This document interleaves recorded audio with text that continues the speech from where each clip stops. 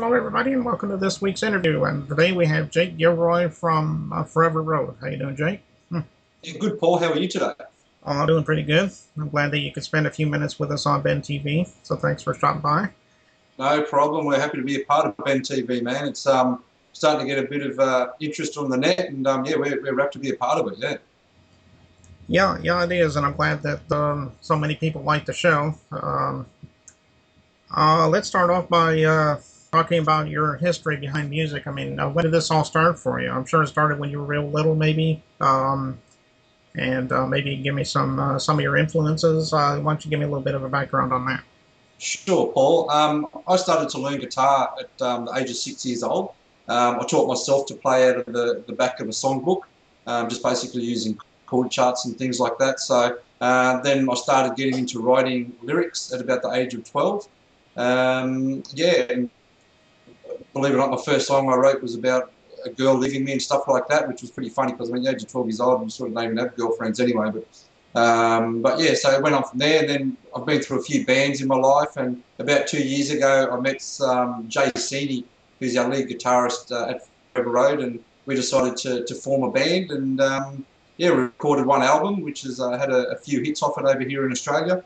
And we just released our first single off the next album. Actually, this week we released it. So, yeah. And in regards to influences, because I'm a writer, I like all the typical classic writers like Jim Morrison and Bob Dylan. John Lennon's a big favourite of mine. So, yeah. Okay. Yeah, those are pretty good bands. When it all boils down to it, it's always the 50s and the 60s, and maybe even the 70s too, that really inspire a lot of people. And I'm glad that you feel the same way.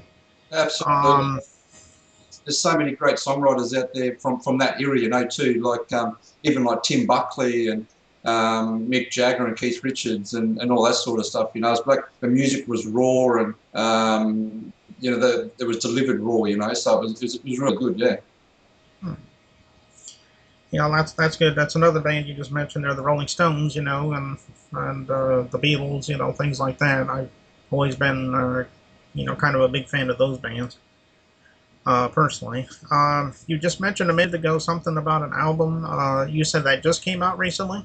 Yeah, we just released the first single on Monday this week for the next album. So we quickly recorded the single just prior to Christmas. The song is called Woohoo, and we plan to be finishing the album first week of April. Sorry, we go back into the studio to finish that. So we want to get it done sooner, but my wife is expecting our third baby, so I need to be around for that. So yeah.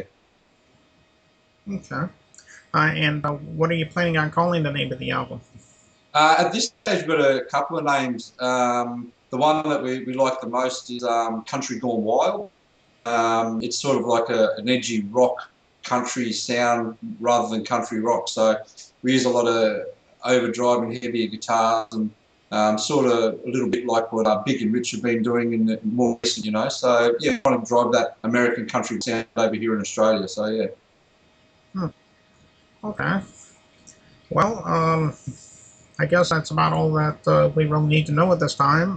But again, we want to thank you for coming by, and you're welcome back anytime if you have something new to promote or anything like that. We'll be glad to have you back.